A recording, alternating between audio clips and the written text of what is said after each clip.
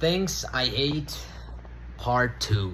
The Return of the Things I Hate Part 2. Composition rules. Oh my god, let's talk about something useless. Okay, so what exactly is supposed to be the main takeaway from these? I mean, yep, that's a triangle, that's another triangle, that's another triangle. You would think they come before the picture, right? And you use them as examples, as a framework, some mold through which you can take your pictures. If you walk outside and take a picture of a mountain, the mountain is already shaped like a triangle. You didn't use the rule. There was no calculation to make the mountain fit into the triangular shape. The mountain is a fucking triangle. And if it was a circle, then you would be following the circle rule. Like, what's the rule doing for you? Like, yeah, if you stand in the middle of a hall and take a picture, that's the shape the hall is gonna take. Like your staircase picture is not diagonally composed because you're a skilled photographer, knowledgeable in the arts of composition that shows to apply the right technique at the right time.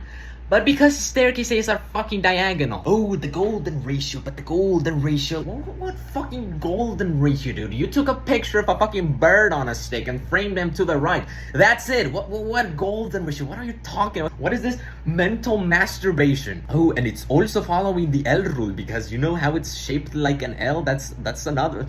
Shut up. You take a picture of anything with your brain that's already capable of understanding symmetry, and then you go home and draw some fucking lines around the subject and call it theory. Like, well, what theory? This is all made up bullshit done afterwards, after the picture has already been taken. These are not actual rules or tools or techniques to learn. Like, these are just useless descriptions that hint at the idea that there's some deeper, more complex science or methodology behind the scenes, but no, there's not, at least not in this aspect. The only rule I'll give some credit to, which actually has some applicability, is the rule of thirds. But still, man, like, you can still do the complete opposite and end up being known precisely as the guy with the great cinematography. So I guess what I'm trying to say is this shit barely means anything. Prioritize your subject, find something interesting to capture, and then try your best to make it as interesting as possible. Learn color grading. This way you can still take your shitty sunset photos at the beach, but at least now you can make the water look like Kool-Aid.